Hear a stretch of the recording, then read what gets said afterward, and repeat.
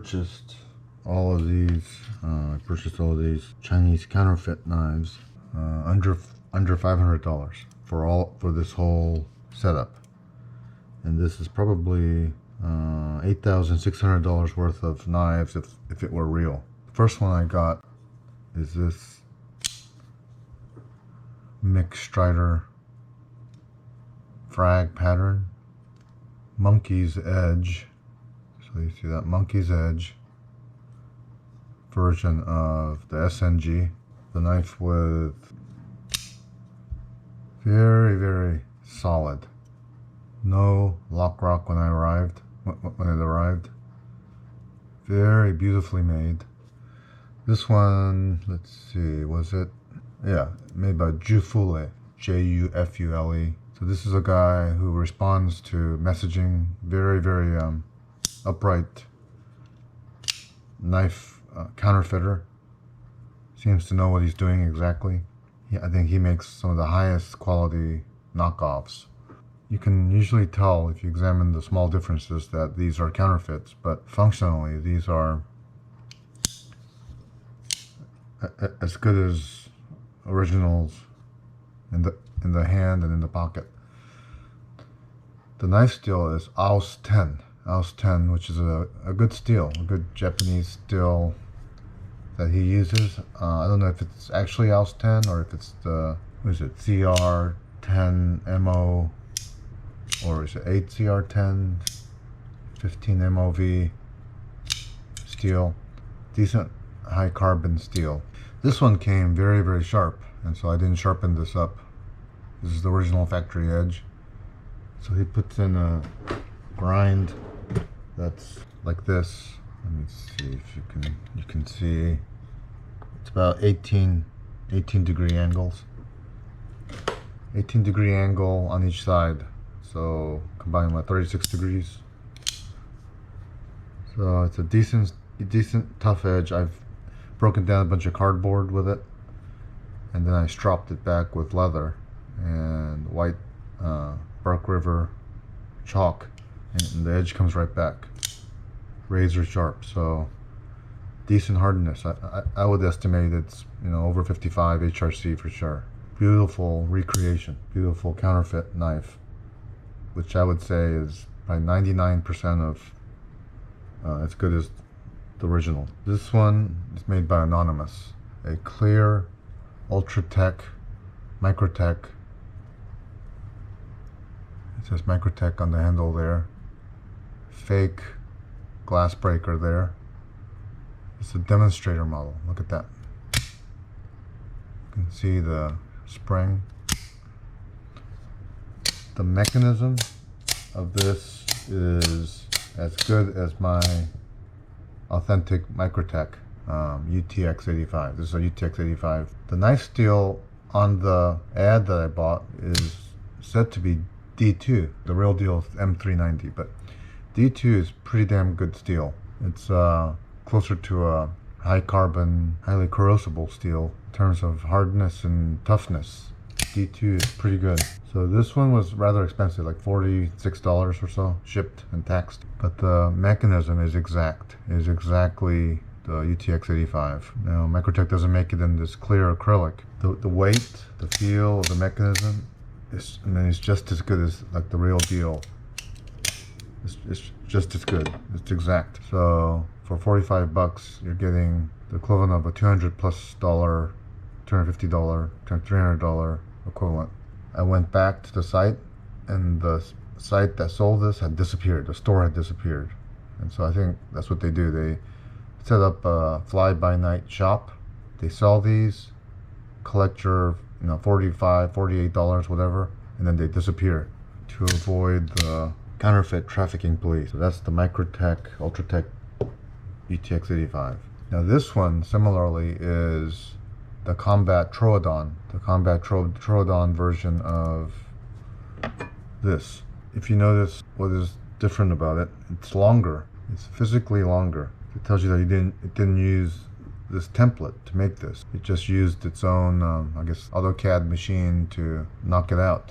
And it's the same with the Ultratech 85. If you look at all the details, they're very different. Like, look how much skinnier this authentic one versus the thicker version of that. The slot is bigger on the real, narrower on the fake. So everything is slightly different.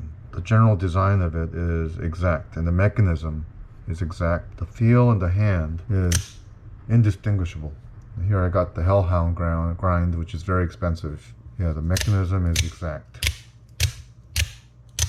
If anything, it almost feels more reliable than some of the real authentic Microtechs I have. So this one was $49, ridiculously less than 10% of what one of these are. It's got the fake glass breaker again, as you can see.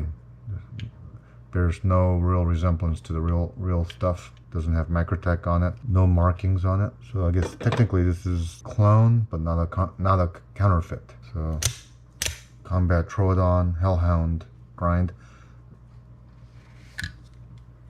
The Microtech Halo 6. Got it in this kind of greenish, nice greenish aluminum color. This thing is tight. It's got Microtech, even dates, but it says patent pending, whereas in the real stuff it tells you the patent number on it. These are super tight. And I sharpen this to razor sharpness. Hellhound grind. Yeah, I mean, actually this is the one that would be $865 if you bought it on Blade HQ or Knife Center or something. Yeah, the Troodon would be like in the 500 range. These are so expensive and so impractical. Mainly the ergonomics are decent, but it's very long. Of course, it has no clip on it. It would just rattle loose in your pocket if you were carrying it around. And so these guys give you this Kydex like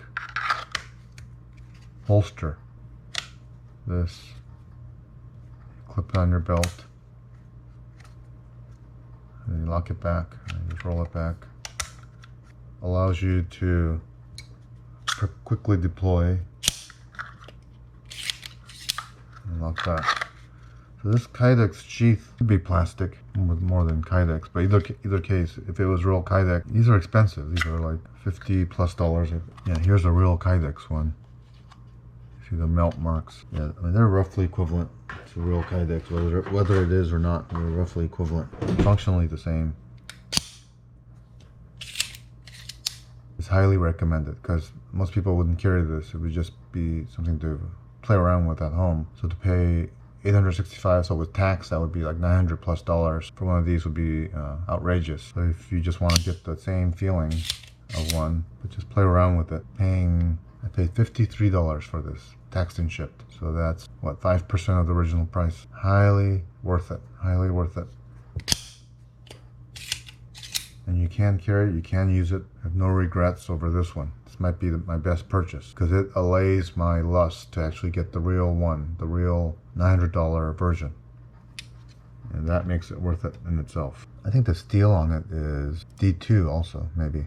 I did buy Chris Reeve Sebenza, but it had a manufacturing defect. It wouldn't lock back fully because the ball detent was all the way forward at the edge of where it's supposed to be. So I sent that one back. That was the only problem I had with the Chinese purchases. This is of course the Strider PT3. This one just sharpened to a razor. It's just absolutely rock steady. Now these are so tiny that I never bought a real one. I've never held a real PT3 in my hand. I didn't think it was worth the money, but it's like dead solid, centered. But this one is made by Lemifshe, Lemifshe, another solid fake knife maker in China. Real titanium, monkey edge type frag scales that you would pay a fortune for. But this one, I think that the real stuff is made in CPM 154, so it's marked that. But this is, of course, is not CPM 154. They don't have access to American powdered steel. So they'll use D2 or AUS 10 or HCR 15 MOV steels like that. Of course, AUS 8, AUS 10 type steels are adequate. This one of the most convincing of the replicas. Supposedly the blade shape is slightly different. And just little details like that makes you realize that this is a fake, but in the hand, if you weren't looking for it, you would never know that this was a fake. This one is so convincing. So this is the Benchmade Bug Out 535, and this is real carbon fiber and aluminum. This is also made by Jufule, Jufule, 8CR15 MOV steel instead of the S90V that's stamped on it. I've tried sharpening this a couple of times, and it sharpens very, very razor sharp and holds its edge. I've broken down a number of cardboard boxes and things with it. It holds its edge decently. So I think it's real 8CR15 MOV ground to HRC 58 or so, 55 maybe. But it's hard enough that it'll hold its edge. I think I paid next to nothing for this. Let me see. I paid $29 for this. $29. Essentially free for a knife that you would otherwise pay hundreds of dollars for. And the only compromise that Jufule made on it is the knife steel. It is otherwise almost exact, an exact replica. Real carbon fiber, real aluminum, ground very well. The small details are all very convincing, including the box that it comes with. This is the Demco AD20. This one is also made by Jufule. D2 rather than AUS 10A. So actually improved, possibly you can argue, improved the blade steel over AUS 10. But it's marked AUS 10 to convince you that it is the real deal. I think many people made videos on how convincing a counterfeit this one is. I think the central bolster is extremely thick, wide, and that's one of the giveaways that this is a counterfeit. Machined titanium, sheep's foot, 27 millimeter, or 71 millimeter, and extremely smooth deployment. Very carryable, usable knife with solid, possibly improved steel, some people could argue. Nice centering, nice lockup, dead solid. This is one of, I think, Jufule's best counterfeits, according to some people. I paid $44 for this. I think you would pay $300-400 for this, like the real versions. The real version's made in Taiwan. This is highly recommended. It's a bit notorious. This is the Benchmade 9400. Again, it's 8CR15 MOV steel rather than the marked S30V. They improved the laser engraving on it a little bit. You can feel it a bit blacker than the original gray ones. The Benchmade is almost below the line now. Still, the markings are still softer.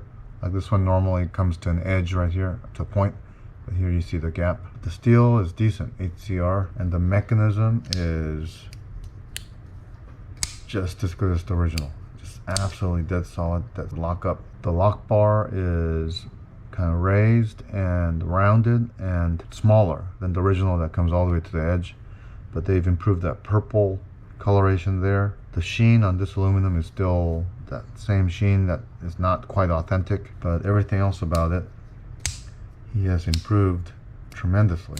The lock is very solid.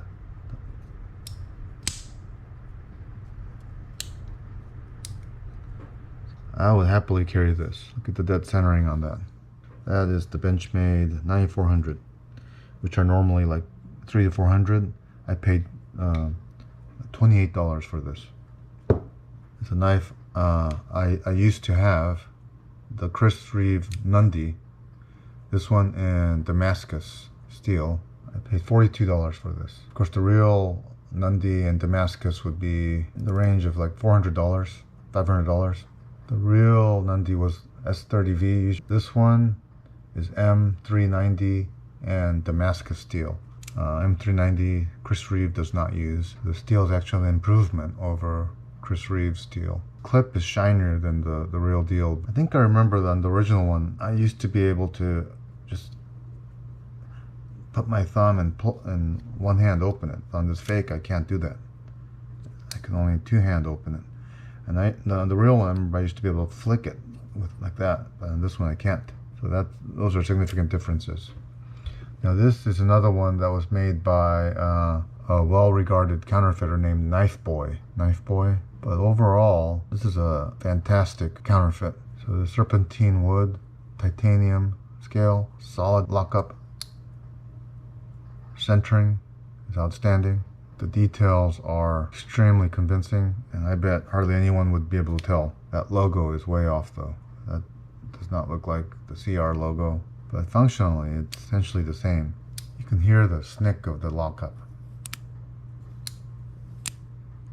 It's a bit looser than I remember the original, but extreme quality counterfeit. And here, it's a knife that's a bit too heavy for me, is the Spartan blades. I think these would be close to $1,000 in real life. I paid $73 for that. So not cheap for a counterfeit, but it's a monkey's edge. William Harsey, the man who designed that graduation knife for the Green Beret, which is not this, but this is also supposedly carried a lot by the Green Beret as well. It's marked Magna Cut. It is D2. D2, very good steel. So this one also made by Jufule, Jufule, who I believe is the best counterfeit knife maker around nowadays.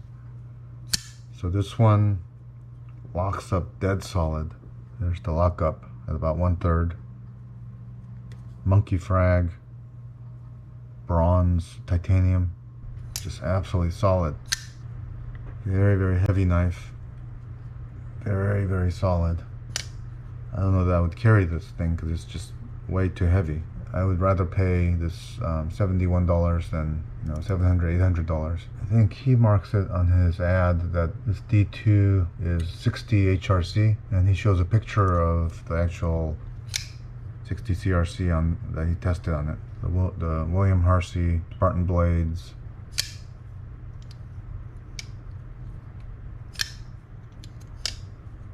I'll show you a knife where I've totally fucked up the edges on, basically destroying it. This is from OK Knives store, the Shirogorov F95 Icebreaker, blue titanium, kind of a whale skin pattern. These are, of course, $1,800 or so. Shirogorov lockup is solid. This feels, generally looks almost exactly like the real deal. You can see where I destroyed the edge. And I sharpened this thing to a razor's edge, but the knife slipped in my hand while I was on the grindstone, and that's what happens when you do that. This is supposed to be D2, whereas the real Shirogorov is M390, as it is falsely marked. You can open it left-handed. You just can't put your hand on the lock bar. You got to put it like right there, and then it flicks open. This will just be my trash knife because I trashed it. I think I just paid $63 actually for this. I'd much rather pay that than pay $1,700, $2,000 for one of these. It's kind of a clunky design, I think, ugly design, including down to the clip. I mean, I think they fancy themselves as modern artists for these kind of designs, but to me that they just look ugly. It looks like an ugly design. It's an ugly pattern. The blade is very nicely tapered. The knife itself, although it feels ergonomic, not that attractive to my eye. $8,600 worth of Chinese knives, clones I paid only under $500 for. I found this one to be the most carryable and my favorite.